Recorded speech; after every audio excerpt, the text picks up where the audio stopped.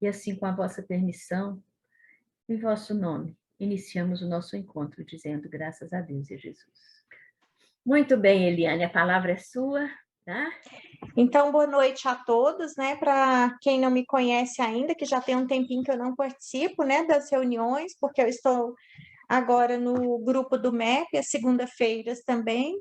Meu nome é Eliane Navega. Então, hoje, a Cíntia me deu essa incumbência, né, apresentando para vocês o capítulo 6, né, do livro Devassando o Invisível, da Ivone Pereira.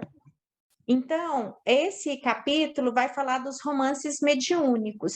Na verdade, não é uma fala só de romances, né? Porque vários autores, quando a gente busca, para ter uma noção, né, de uma biografia da Ivone, percebe-se que tem livros dela que nem se classifica dentro de um romance típico, né? De amor, de início, de fim, mas de uma história. E principalmente, né, dentro das metodologias, né, espíritas. Então, romances mediúnicos é mais abrangente do que só um romance mesmo. E esse capítulo inicia-se com a fala de Allan Kardec que a primeira condição para se granjear a benevolência dos espíritos é a humildade.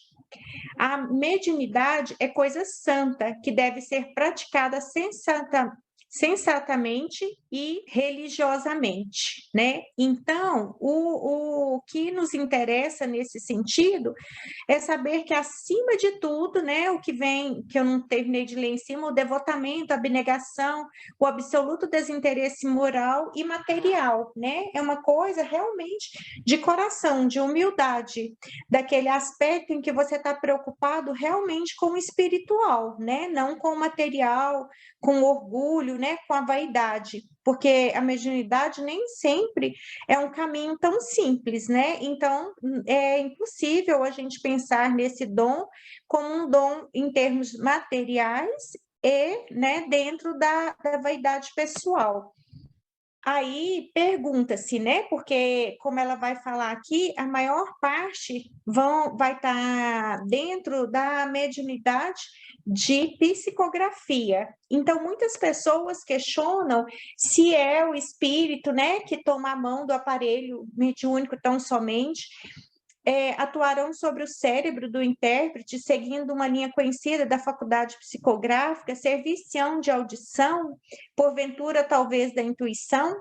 De princípio, afirmaremos que dependerá racionalmente da classificação do médium, tal como nola explicam as obras básicas da doutrina, podendo, portanto, o romance por vir do além, através de qualquer uma daquelas vias mediúnicas, e também pela inspiração, e até mesmo incorporação, para que alguém escreva enquanto o aparelho receptor ou médium dita sobre impulso do ser comunicante, né? Pode ser também pela psicofonia.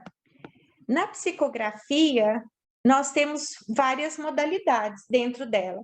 Então, o que a gente percebe aqui é que essa psicografia está relacionada diretamente com a capacidade mediúnica do médium, né?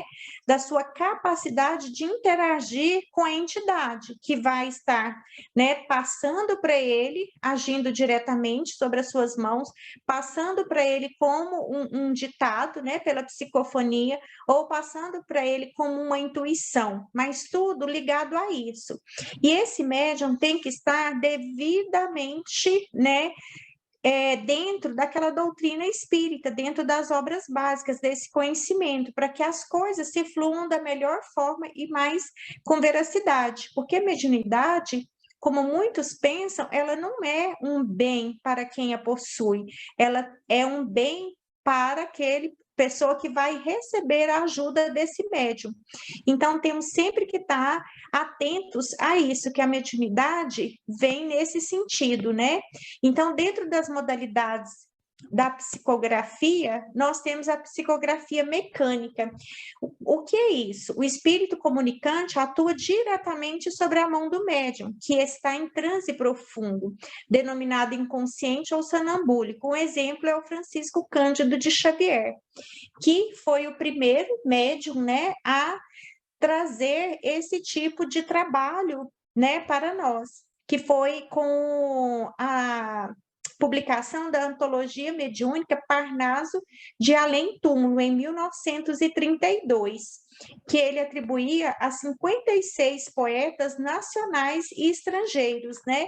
Então, foi aí que datou as primeiras obras psicografadas, né? Que ele não tinha aquele domínio total, ele recebia, sabia o que estava fazendo, mas não tinha o controle das coisas que eram escritas, a não ser depois de prontas, né?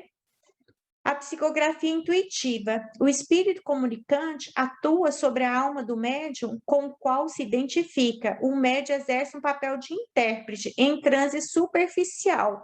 Então, aqui ele não está naquele transe da primeira modalidade, né? Tão profundo, inconsciente. Ele mantém um transe superficial. Então, ele está servindo como se fosse um intérprete mesmo. Alguém vem, fala, né, para ele, intui, e ele transmite, ele transporta isso que ele está recebendo para um papel, né, para a escrita. E a semimecânica, o médium em transe parcial, né, consciente, sente a sua mão que é impulsionada contra a sua vontade, mas ao mesmo tempo tem consciência do que escreve, à medida que as palavras se formam. Então aqui o transe é parcial, diferente da mecânica, né? Ele não tem domínio sobre as mãos, mas ele tem consciência do que ele está fazendo. E assim começam, né, essas obras mediúnicas, né? Assim elas são feitas.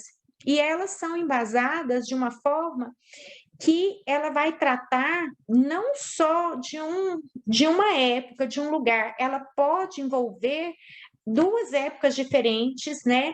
Ela pode ter a substituição de nome, de datas e de localidades, como ao longo desse capítulo a Ivone vai falando, amplia a moral da história, ou seja, é um romance, mas dentro dele tem o objetivo de divulgar a doutrina, né? Então amplia a moral daquela história em que está sendo contada. Tem dentro deles noticiários de época, né? Noticiários relacionados à espiritualidade da época em que esse romance se decorreu, e personagens e ambientes eles podem ser alterados, floreados para chamar melhor a atenção do leitor, né? Tendo um cunho literário. E engana-se quem pensa que essa escrita é só de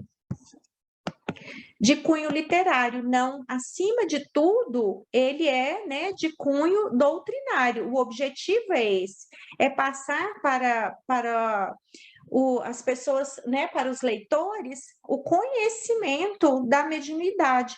Então, ele muitas vezes, às vezes, a pessoa pensa que o médium só é literário, que ele não tem essa capacidade, principalmente para aqueles autores que já morreram, né, que estão passando essa obra, ditando essa obra, intuindo essa obra. E é bem claro nos estudos, quando a gente procura, e tem um autor, a Cíntia vai passar um vídeo, que ele fala claramente, o Pedro Camilo, que a Ivone Pereira era intuída e que acredita-se que nessas intuições, nessas escritas, né, nessas psicografias, os autores, né, que já estão mortos, que já desencarnaram, têm uma capacidade maior do que quando estavam aqui na Terra de ampliar o seu conhecimento literário dentro, né, da espiritualidade, por já ter conhecido a Terra, por já conhecer outros aspectos, por ter já se aprimorado. Então, eles dilatam essas capacidades litero-intelectuais deles, né, para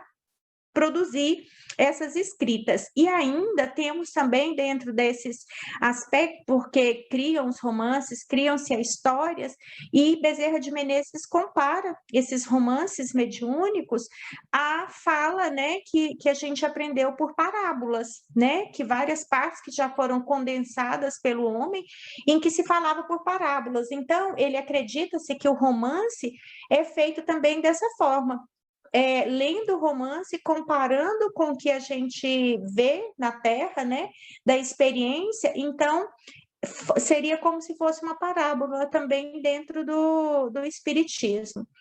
E com isso, o próprio médium fortalecem na fé e nas corajosas disposições que lhe serão indispensáveis ao melindroso mister, ao passo que um mundo novo, um novo horizonte e uma sociedade rica de belezas e harmonias se desvendam para o seu espírito, encantando até o indefinível com uma felicidade diferente de tudo que na Terra se conhece por esse nome, inconcebível, portanto, aos entendimentos que não a tenham penetrado. Então, é precioso que você tenha, né, conhecimento do que você está lendo, né? É uma forma também de leitores que não têm conhecimento do espiritismo ter esse primeiro contato, né, através desses romances. Foi o que aconteceu comigo. Eu comentei com a Cíntia que eu comecei lendo todos os livros da Zíbia Gasparetto, né, todos os romances. Então, tem essa finalidade mesmo, de cunho, né, de doutrinário. Receber obras mediúnicas, quer se trate de romances ou não, para alguns médiuns constitui missão, como presenciamos suceder com Francisco Cândido Xavier. Para outro, constituirá aprovação e resgate de algo mal interpretado ou realizado no passado reencarnatório. Então, está colocando, né, que enquanto Francisco Cândido Xavier tem o prazer, teve, né, e fez inúmeras obras, para algumas pessoas isso torna-se mais difícil, por ser um resgate. Então, está escrevendo, revivendo muitas coisas de experiências passadas e que às vezes não foram, né, bem assimiladas, e com essa provação de estar refazendo, escrevendo esses romances, revisando todo um processo reencarnatório, né? Não só de um, de vários, de mais antigos, de mais recentes, e está trabalhando isso. De outro modo, verifica-se tratar-se de um dom especial, pois o médium psicógrafo simplesmente não se prestará a feito literário mediúnico, se não trouxer nos meandros psíquicos, além da sua também qualidade de literário, como também definiu Allan Kardec.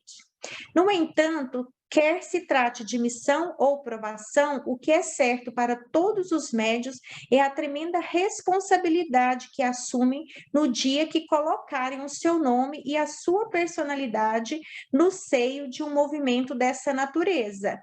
Então, ele não é só, né, frisando aqui novamente, e que ele é uma qualidade que a pessoa tem, que justamente não é para vaidade, não é para melhorar a si, é para ajudar o próximo, em muitos casos, os desencarnados, né? Então, é uma tremenda responsabilidade, né? Vai colocar o seu nome, você vai assumir isso, de antemão é preciso que as obras básicas façam parte do conhecimento dessas pessoas, o estudo, né? E não só de forma empírica. Para Emmanuel, há nos reinos do espírito leis e princípios, novas revelações e novos mundos a conquistar. Isso, entretanto, exige, antes de tudo, paciência e trabalho, responsabilidade e entendimento, atenção e suor. Seara dos médiuns, né? No capítulo 5. Então, é o que a gente está colocando, que não é porque a pessoa é médium e que ela vai desenvolver essa capacidade. É importante porque ela vai estar crescendo, né? E ela precisa estudar para cada dia ter essa responsabilidade mais feita de uma forma mais específica, mais correta, o que implicará renovação, severos trabalhos de reforma interior de parte do candidato a intérprete desses espíritos. Certamente, não ignoramos que a faculdade mediúnica em si mesma independe de qualidades morais excelentes ou de virtudes, visto que Allan Kardec, assim como os espíritos elevados, que revelaram a doutrina espírita, explicaram que até mesmo um médium analfabeto pode escrever belas páginas de literatura, qualidades morais, boa vontade, deveres e disciplinas. Só que isso aqui, essa colocação, é uma situação menos comum. Dentro desse capítulo, Ivone Pereira cita uma médium de Minas Gerais, que era analfabeta, que mal sabia escrever o nome, né? E que tinha algumas psicografias, porque como ele, durante o livro, ela já vai relatando que você precisa ter conhecimento das obras básicas do Espiritismo, que você tem que estar estudando, que você tem que estar buscando isso, esses médios analfabetos, a não ser que seja de uma inteligência, de uma intuição, né, muito, muito perfeita, não conseguiria esse aprimoramento, né, de estudo, de busca, de escritas, porque muitas vezes tem problemas com a fala dos espíritos, né, dependendo da época. Então, a relação com o analfabeto é menos comum. Muito difícil você encontrar. Dentro do livro foi citado só uma médium em Minas Gerais. Instrutores espirituais preferirão os seus instrumentos se ampliem a boas leituras e estudos em geral, a observações e meditações profundas, o que não deixaria de estabelecer um preparo prévio, uma iniciação, a fim de adquirirem e arquivarem cabedais capazes de tornar sua mente maleável e obediente ao escritor espiritual. E alguns casos, eles até relatam durante o livro, eu não sei se eu abreviei algumas colocações nesse sentido, que eles optam também, às vezes, em determinadas psicografias, por médios que conheçam a região onde vai ser relatada. Então, como ocorre muito dessas psicografias, né, mais antigas na Europa, tem uns que mesmo que não seja o conhecimento atual daquele médium, né, ali que está relatando, mas de outras encarnações que ele teve e que ele passou por aqueles lugares, porque assim acredita-se que eles conseguirão, de uma forma melhor, a descrever, né, a obra. Pessoas muito ilustradas e doutas seriam melhores instrumentos para um escritor da espiritualidade do que um simples estudioso, um autodidata destituído de títulos e diplomas. Então, o que está relatando aqui é que também seriam melhores instrumentos, mas falam também que essas pessoas autodidatas, essas doutas, né, que ele coloca, teria como se fosse assim, a capacidade também, o intuito de questionar aquilo que ele estaria recebendo, né, pelos espíritos, pela espiritualidade. Então, que às vezes um autodidata, uma pessoa que não tem títulos, mas que é estudioso, mas que está dentro da doutrina, às vezes consegue passar mais fielmente o que está recebendo, sem questionar algumas colocações. Desde o aparecimento da codificação, queixam-se as entidades espirituais elevadas da deficiência do vocabulário humano para expressar vertiginosamente da palavra dos espíritos, das dificuldades, das barreiras contra que lutam os nossos guias para descreverem as grandezas do mundo invisível. Então, foi já o que eu falei, né, anteriormente, que às vezes a falta do estudo, a falta do esclarecimento cria essa barreira entre o médium e o instrutor espiritual. Disciplinas a que só anima pelo muito amor à causa das verdades eternas e pelo cumprimento de um sagrado dever.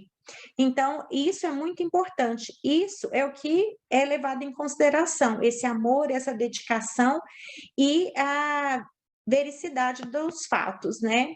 Ora, as modalidades de meio de comunicação com o invisível têm preocupado ultimamente certos pensadores, que leram os códigos do Espiritismo, mas como passatempo do que como sincero desejo de realmente aprender.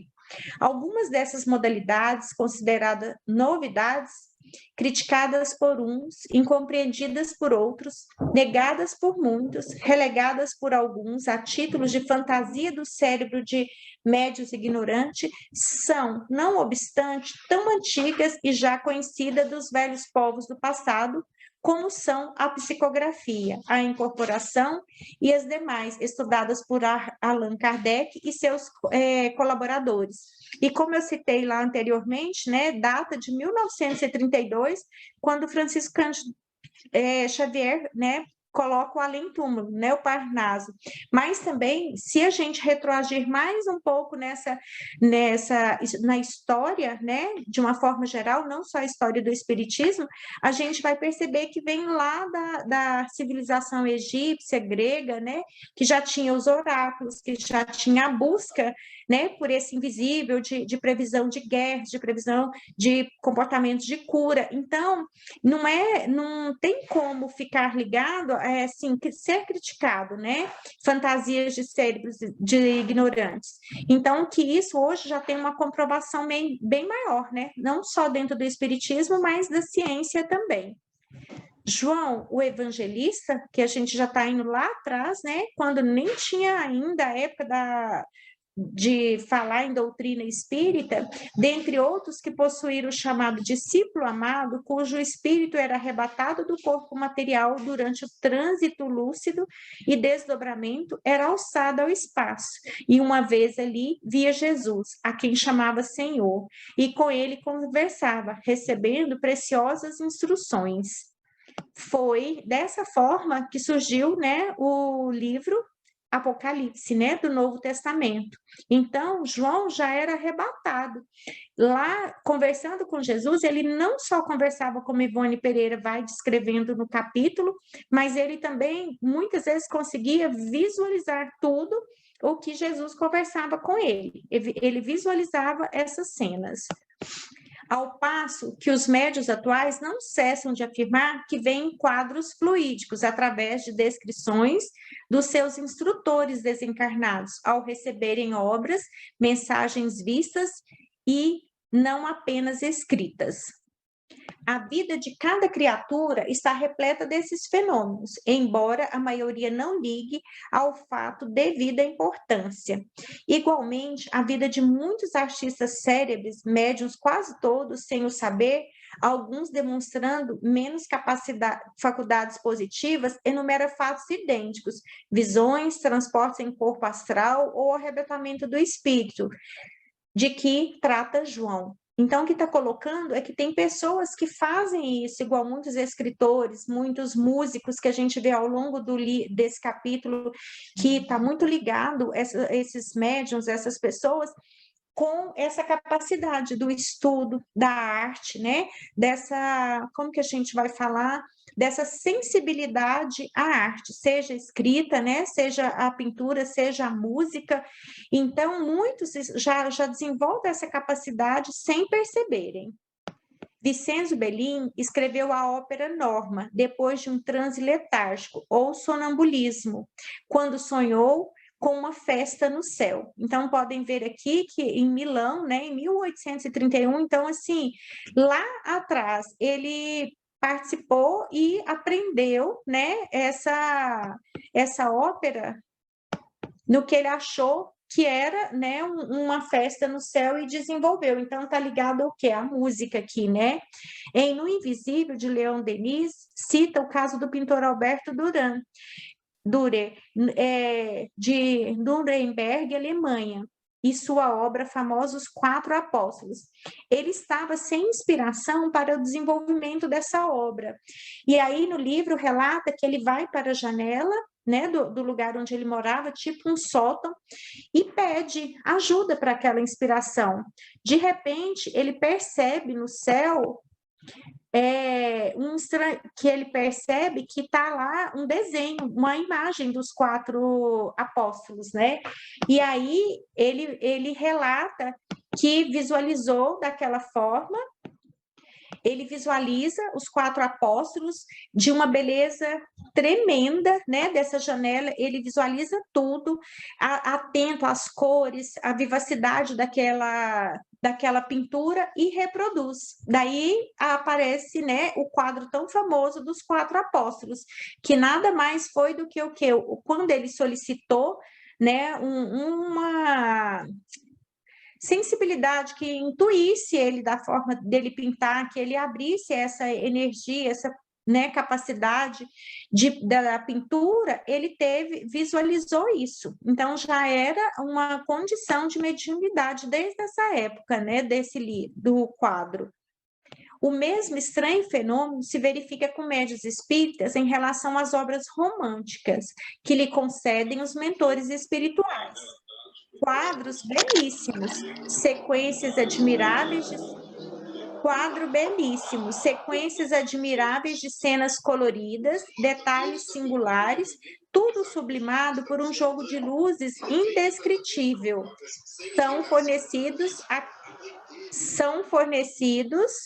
aqueles no momento em que recebem a obra, ou antes da sua recepção, quando do transe letárgico provocado por seus instrutores durante o preparo da mesma e adaptação do médio para o feito. Então, aqui está colocando que esses médios espíritas, alguns conseguem esse desdobramento em que eles vão também participar, né, no além daquela história que ele vai receber, daquilo que os instrutores estão passando, né, dos mentores espirituais para ele.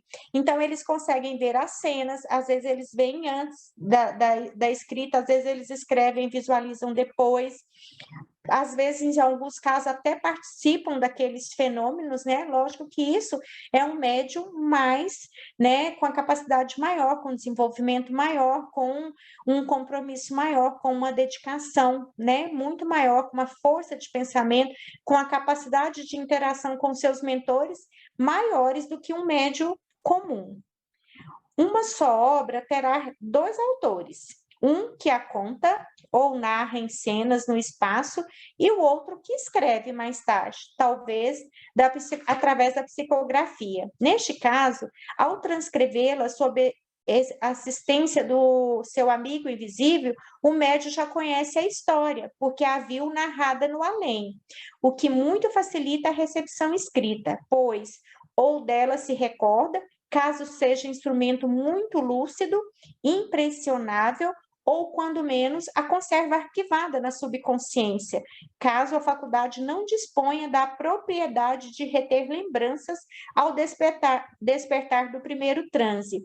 Nesse primeiro caso, o médium consegue que ele visualizou, gravou, né, voltou com aquelas cenas todas reproduzidas, como se ele tivesse assistido a um filme, né? E no segundo caso, quando o médium não consegue reter essas informações, ele vai passar ela com menos veracidade, eu não diria, com menos detalhes, como o primeiro caso. Então, aqui a Ivone destaca Francisco Cândido Xavier, por ser o mais popular e o mais acreditado, né, no conceito geral. Confessa ele que, ao receber da entidade espiritual Emmanuel o livro Paulo e Estevão, assistiu deslumbrado à cena da aparição do Nazareno a Saulo de Tarso, né, na estrada de Damasco. Quadro fluídico criado pela palavra espiritual, vibração mental, poder do pensamento e da vontade sobre os fluidos existentes no universo.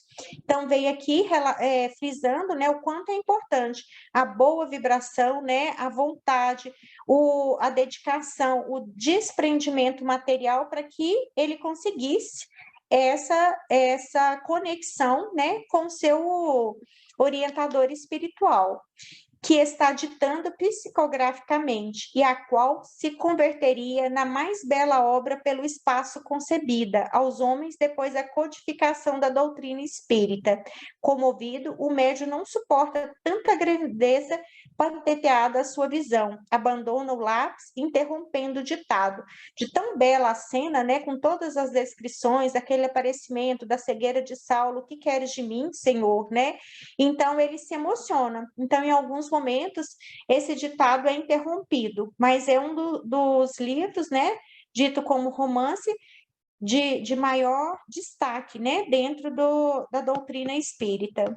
Depois as obras básicas. Daí o porquê de um instrumento mediúnico obter obras de poucos autores, pois o trabalho é sempre melindroso e difícil, exigindo um máximo de qualidades harmoniosas de um e de outro. Traz como amor à causa, vontade, pureza de intenções, humildade, paciência, perseverança, desinteresse e toda e qualquer natureza, normalmente o desinteresse monetário, renúncia e até mesmo espírito de sacrifício, o que deixa a entrever não ser fácil a um encarnado assim comungar tão intensamente com entidades elevadas da espiritualidade. Hoje, mais ainda, né? Porque no nosso dia a dia, no nosso corre-corre, o tanto de trabalho, a busca, né, financeira, a busca social. Então, hoje, mais ainda, eu acho que as pessoas estão deixando de lado essa pureza, essa simplicidade, né, de ser humano, como o Chico teve, né? Porque é um trabalho árduo, é um trabalho de muita dedicação. E durante os relatos, a gente vai vendo também que tem o esgotamento, né, físico, mental, e que tem que recarregar essas baterias e voltar e terminar. E tudo isso sem nenhum interesse, porque se eles criam a obra para vender ou para o dinheiro, ela perde, né, esse intuito do espiritismo, né? Principalmente o Chico, que escreveu inúmeras obras e nunca, né, teve a seu benefício nem um centavo dessas obras vendidas, porque não trazem o característico do estilo literário daquele espiritualmente o concedeu. E nem sempre todas as obras vão ter a característica do escritor, né? Como Castro Alves, que tem, né, o português totalmente bem definido, tudo. Por que que não trazem? Às vezes porque o próprio médium, o próprio guia espiritual, o próprio escritor espiritual não quer que as suas obras sejam reconhecidas. Ou por aqueles que são mais letrados, mais ilustrados, que não conseguem guardar, gravar tudo que foi visto, traduz muitas vezes das obras o que ele, com a opinião dele, né, que descaracteriza um pouco, mas não deixa de ser uma obra mediúnica.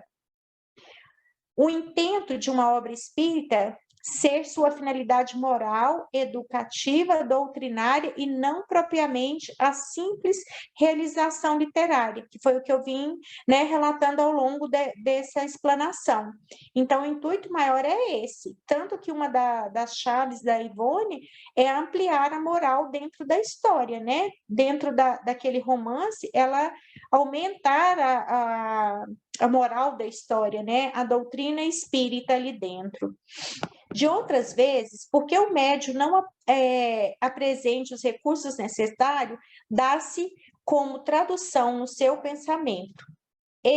O médium recebe o ditado e transmite-o para o papel, empregando sua própria linguagem, o que resulta na desfiguração do estilo, que foi o que eu falei anteriormente, do escritor comunicante, e se tratar de um literato conhecido na Terra. Alguns, devidos a tais fatores, adotam pseudônimo, encobrindo o próprio nome, até mesmo daquele que está, né, do instrumento mediúnico. Todavia, o pensamento foi do escritor e não do médium, e por isso a obra deverá ser considerada mediúnica. Camilo de Castro Alves, né, um estilista inconfundível, um purista do idioma português, não faz em absoluto questão de que o seu antigo vigor literário se reproduza integralmente através de um cérebro mediúnico, o que quer que se desincumbir de tarefa que lhe desaluvie a consciência das sombras, dos delícias passados, habilitando-se pela literatura de além-túmulo, da antiga feição ociosa ou nociva da literatura cultivada no estágio terreno. Aqui, o que está falando dele é porque, quando ele era o escritor terreno, ele tinha consigo a vaidade, né? O objetivo de estar ali na sociedade, provando a sua capacidade. Então, aqui, quando fala que ele cria até mesmo pseudônimo, é no intuito de não mais ter ligado a esses sentimentos, né, terrenos, e sim o que ele conseguiu construir e melhorar no além-túmulo, né, no desenvolvimento que ele conseguiu, porque lá eles também estão estudando, lá eles também conseguem visualizar melhor por aquilo que passaram e o que deveria ser diferente. Então, ele não tem esse intuito de permanecer ligado às suas características terrenas. Outros escritores, como Leon Denis, preferirão não ditar obras mediúnicas a vê-las desfiguradas no seu estilo pessoal, o de que quem quer a prova insofismável do fenômeno espírita, né? De uma evolução maior, de uma pessoa que dedicou mais ao espiritismo, com de maior conhecimento, já acha que é importante manter a sua característica no intuito de provar que aquela obra, né, é de um fenômeno espírita mesmo, comprovadamente com as suas características.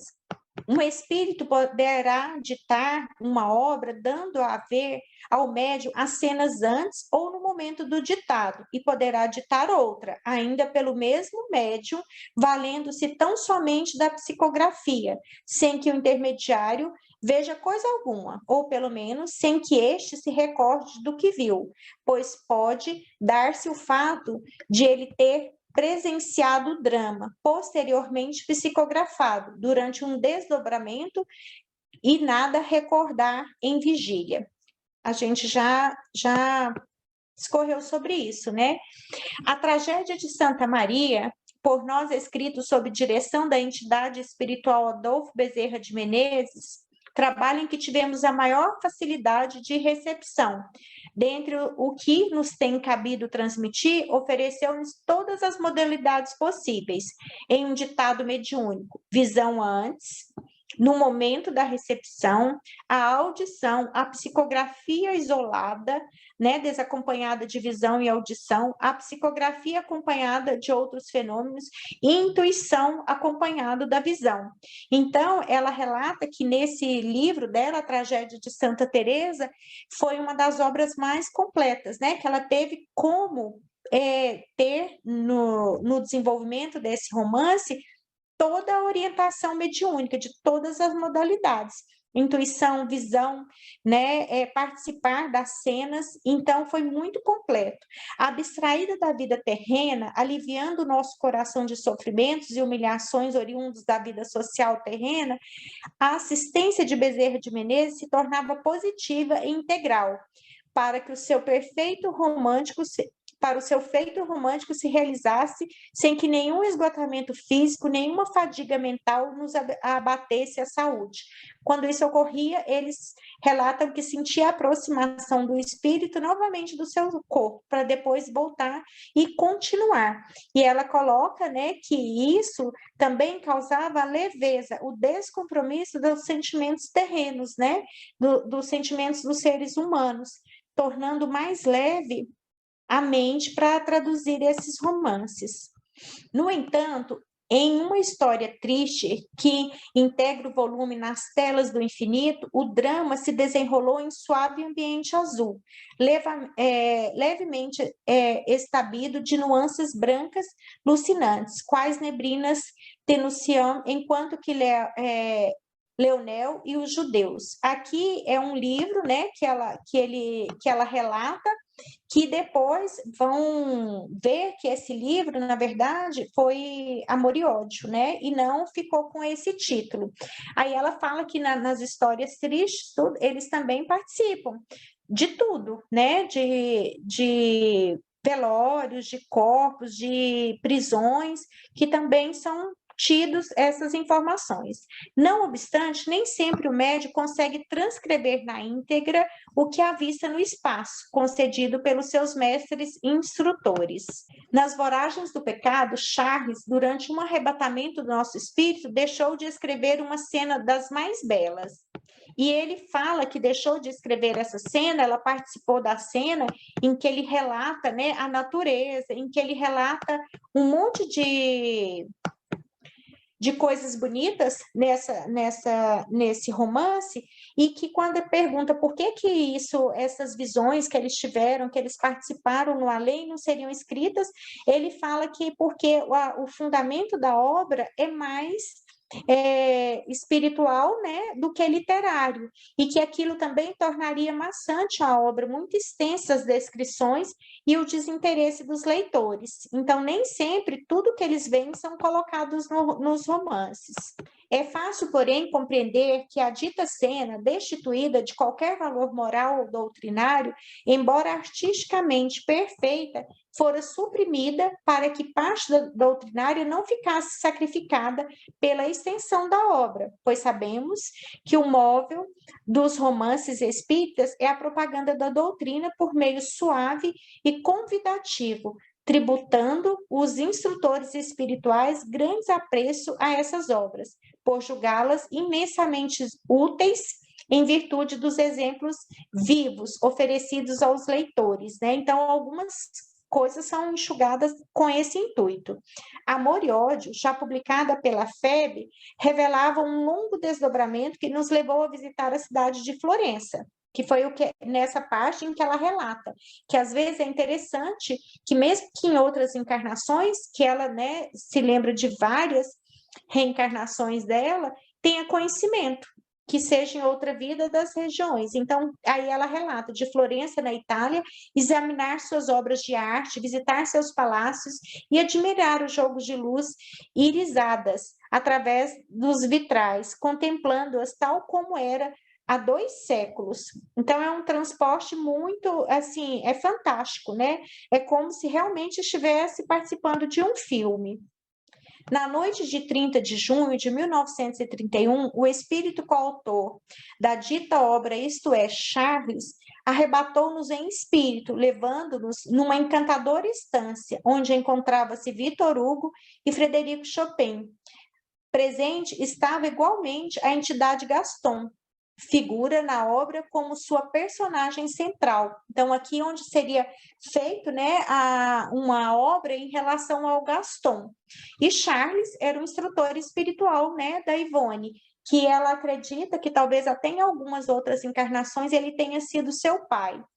E eles foi levado a esse lugar onde Victor Hugo presidiria, onde lá seria dado, né, ao personagem Gaston a sua história, e que como ele não tinha essa capacidade de conseguir ditar, de ter um conhecimento literário tão bom para que Ivone escrevesse, Charles passou essa função, assumiu essa função Victor Hugo, porque ele conhecia, né, o Gaston, participou com ele aqui na Terra e auxiliaria nessas narrativas com o poder do próprio gênio, pois teria sido amigo e protetor deste, quando encarnados ambos em Paris, tendo livrado mesmo da guilhotina, coadjuvado nos esforços para patentear a inculpabilidade do mesmo, pelo professor, né, esse nome que eu não consegui ler, que na verdade era Allan Kardec,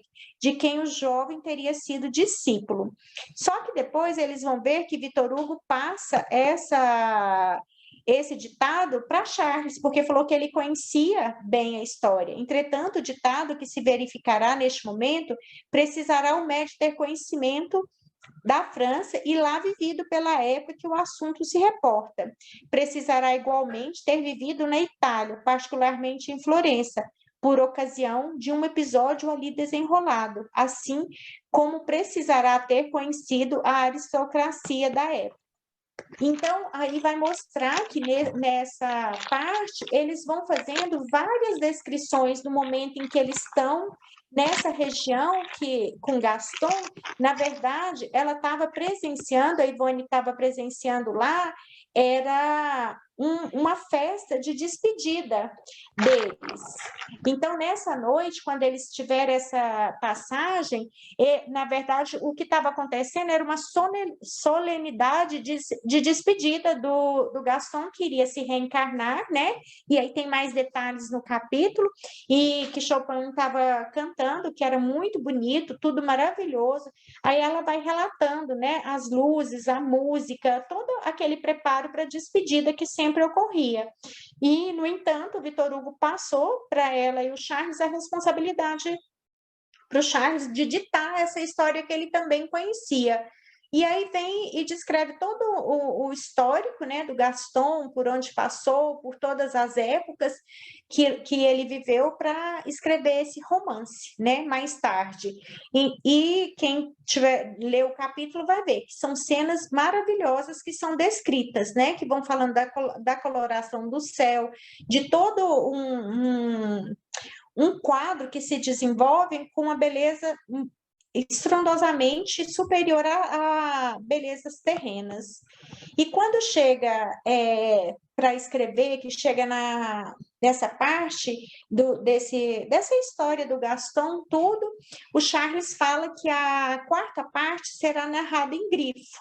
Aí eles questionam, né? Em grifo por quê? Em grifo porque é uma letra, em grifo porque é alguma história melhor, em grifo. Eles não entenderam quando ele falou, mas não questionaram nada, ficaram calados, esperando, né, as ordens posteriores desse instrutor espiritual. A quarta parte do livro, exatamente o trecho iniciado em Florença e terminado em Paris, pelos sabores do século XVII, é que vai começar a relatar toda uma história diferente, né? Um lado mais negro, um lado mais triste da história. Conhecemos, então, detalhes repugnantes e atrozes ali existentes, tais como os imundícies e fétidos, e até então ignorávamos que houvesse existido nos ditos presídios. Daí eles falam que encontraram corpos, né, de suicidas, em que o espírito ainda se debatia, e são cenas mais pesadas. Daí eles entenderam, né, porque que essa quarta parte era narrada em grifo. Chorávamos e sofríamos exatamente como faziam as personagens. Cenas, impressões e emoções repercutiam em nossas sensibilidades com intensidade profunda e inexplicável, não isenta de sofrimento.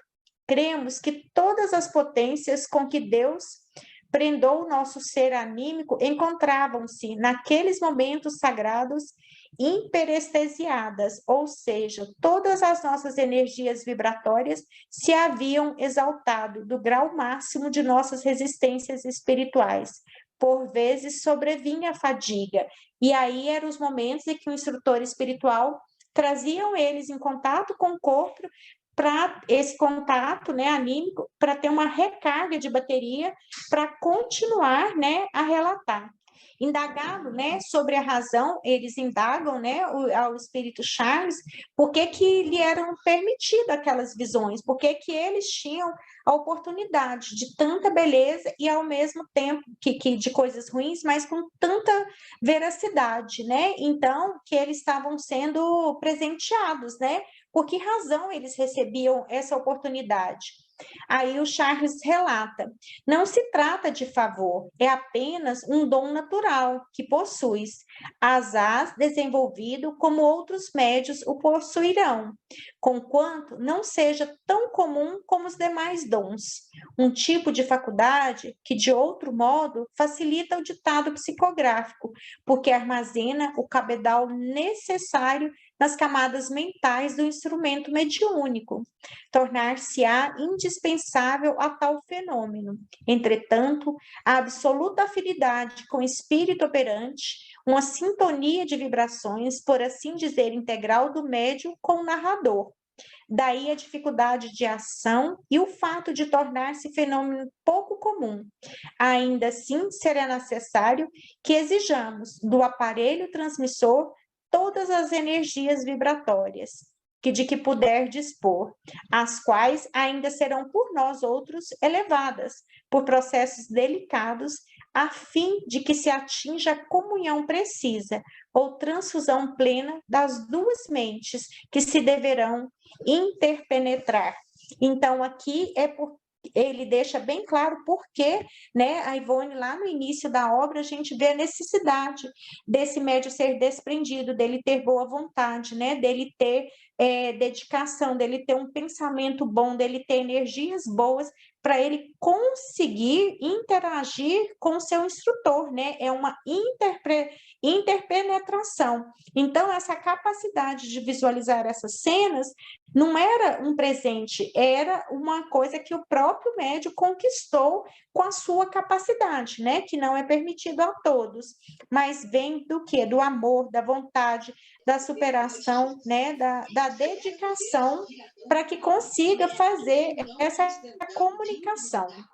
E, aliás, ele compara, né, dentro da obra, ela compara que esse processo, né, que ocorre para o bem, para a psicografia, também pode ser comparado ao processo da obsessão, só que de uma forma diferente, né, que vai conjugar também vibrações e de modo completo, na verdade. Então, quando a pessoa que é obsediada afirma que ela está vendo que acontece isso, que acontece aquilo, ela realmente está vendo, né? Só que a parte inferior dessas vibrações. Então, quando se fala em obsediado, a gente não tem uma pessoa só passiva, né? Só ali sofrendo. Por que que ela não é tão passiva? Porque para a obsessão acontecer de uma forma total, de ter esses momentos, né? O pensamento da gente estar vendo coisas negativas, tudo, a gente tem que ter um terreno, a gente tem que ter a vibração, ao contrário da vibração, né? Dessa interpenetração para o bem, para visualizar e para a produção, a gente tem aqui um outro fato. Então, ela coloca. E esse, aliás, é um processo da obsessão, que prazerosamente, por assim dizer, se submete ao fato de que conjuga vibrações de modo completo com os seus obsessores. E quando ele afirma que está vendo isso e mais aquilo, realmente o vê, porque o seu dominador criou o fato ou a figura para ele, visto que o poder de criar é uma força natural do pensamento, um ato da vontade de cada um. O referido, aí ela fez essa comparação e volta, né, a relatar sobre o baile em que o Gaston está que ele está ali naquele momento de despedida, né? O referido baile a que assistíamos, como se presente estivéssemos, a personagem central Gaston de Arbeville põe-se a cantar uma romanza aos sons da harpa, cujos versos de uma maestria e beleza patética ouvíamos e compreendíamos. Perguntar-nos-ão, porém, se ouvíamos os versos em francês ou em português, visto as personalidades da história serem francesas. E aqui ela coloca que eles sempre ouviam e compreendiam com o coração, que era através do pensamento, que era através daquela sensibilidade. Então, que nesses transportes, nesses desdobramentos, eles nunca tinham, né, dificuldade da língua, que a impressão que tinham que era isso, que eles entendiam tudo, ouviam tudo, como se estivessem nem percebendo que a língua era outra. Ouvíamos, pois, e compreendíamos os versos da canção, eis tudo. E como judiciosamente lembrou Allan Kardec, ninguém, e ainda menos um espírito desencarnado de ordem elevado, pensa neste ou naquele idioma. Pensa simplesmente, ou seja, só pensa, né? Só sente. E aquele que possui percepções capazes de compreender seu pensamento, entendê-lo-á naturalmente. Todavia, repetimos, espíritos inferiores e que foram de outras nacionalidades, quando homens, já nos falaram em idiomas que não nos foi possível compreender. Então, depende muito da evolução, né? Tanto do espírito que está falando, como do médium que está recebendo. Aí, quando eles estão lá nesse baile, ouvindo, né, essa ópera do Gaston, eles voltam, né? Eles voltam para o seu corpo, né? Cessa o desdobramento. E aí o Charles fala: levanta-te, toma um papel e faça ligeira esses versos. Mas nós nos sentíamos tão fadigados e sem forças que respondiam, né? Não posso, estou muito cansada, não posso. Sim, poderás. Levanta-te e escreve. Será a única forma de obteres versos do além. Não és médium poeta? Escreve. Não, não poderei. Amanhã, quando despertar, sim, escreverei. Será agora ou nunca. E aí a Ivone relata que como ele era um espírito de muita paciência, de muita delicadeza, bondade, afetuoso, ele não obrigou, né, que fosse escrito. Porque dependeria de um maior esforço que ela acha que não teria capacidade. Na manhã seguinte, quando ela despertou do transe total e lembrou da cena, lembrou da música, sentiu aquela chama ainda, no entanto, a chama espiritual que a acionava se apagara, porque nem um único verso da bela peça foi possível traçar, esquecendo-la completamente ao nos reportar definitivamente da matéria. Então, quando cessou aquele transe, em que eles conseguiam sentir tudo com o coração, com o pensamento, né? Como ele relata, você tem o pensamento que voltou para o nosso mundo material, terreno, não foi possível traduzir essa ópera, né? Ela não consta no livro. Terminada a exposição de Gaston e de Victor Hugo, vimos levada pelo instrutor Charles à presença, né, do grande escritor, que nos agraciava com uma peça literária como Soe Fazer a Espiritualidade. Compreendemos que aquele amigo nos apresentava como possível instrumento para a transmissão da história aos homens, no feitio educativo dos moldes espíritas. Victor Hugo fitou-nos com um olhar profundo, perscrutador, como que devassando todos os escaninhos das nossas possibilidades psíquicas. Depois voltou-se para Charles, e aí foi quando ele passou essa responsabilidade. Haveria muito trabalho em prepará-la a meu gosto. Escreve tu, através dela, pois conheces os fatos expostos, és intelectual, conhece a filosofia e a moral espírita, e possui ascendência sobre ela, né? Sobre Ivone, a médium. Tece o enredo à tua vontade, adaptando a filosofia que esposamos. Alguns dias mais tarde, Charles traçava através da psicografia a exposição romântica do citado drama sem conclusões morais e filosóficas e advertiu em seguida: guarda o trabalho, posteriormente obterá as instruções. 25 anos mais tarde, isso é, ao findar o ano de 1955, apresentou-se novamente esse amigo, com as prometidas instruções. Fui incumbido de escrever definitivamente a história de Gaston. Ele se encontra reencarnado desde o ano de 1931 e certamente lerá a própria história neste livro, porquanto também milita as hostes do Consolador, né? As hostes é como se fosse um exército do Consolador, né? Ligado ao ensinamento, né? Já que, graças aos céus, perseverou no ideal espírita, uma vez reencarnado. Com efeito, rapidamente, Charles reviveu o enredo romântico, adaptando a doutrina espírita e o drama assim desenrolado do além, como num teatro modelar, durante um arrebatamento do nosso espírito, narrado pelo talento de um escritor genial e escrito pelo instrutor espiritual Charles, intelectual e artista de grandes possibilidades.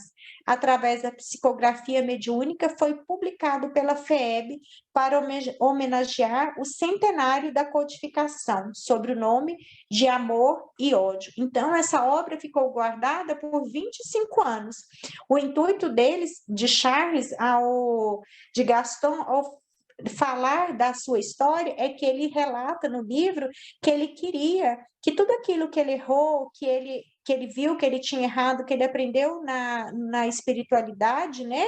Após desencarnado, ele queria que as pessoas da Terra aprendessem com essa história. Então, por isso esse livro foi criado, né? E Charles ditou essa história.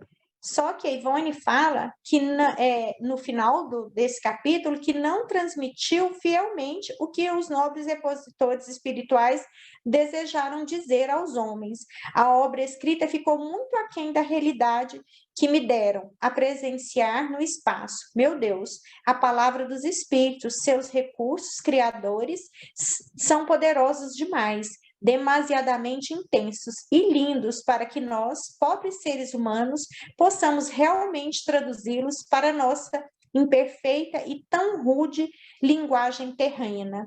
Ivone Pereira. Então, ela cita isso no final do capítulo, mas, na verdade, é porque a busca da perfeição é muita, né? E tudo que eles relatam, quem lê o capítulo de uma forma inteira, vê que são nos mínimos detalhes. Então, quando se suprimia algumas cenas, alguns fatos, isso deixava triste, porque a Ivone vai relatando que o que ela que consegue ver no além, na espiritualidade, é tão mais bonito do que a gente vê, é tão mais perfeito, que para ela ficou parecendo que ficou a desejar, né, nesse sentido. Mas com certeza foi um grande livro, né? E isso é a questão da sensibilidade, do que ela queria mais, né, transmitir. Então, foi isso que eu consegui passar para vocês. Próxima semana, o debate, né, dos capítulos 4, 5 e 6. Talvez eu não vou poder estar presente, mas a Cíntia se propôs que eu responda e ela passe, né, para todo mundo. E que segunda-feira que vem estejamos novamente reunidos na presença de tantos amigos, com a sua presença, meu Pai. Que assim seja.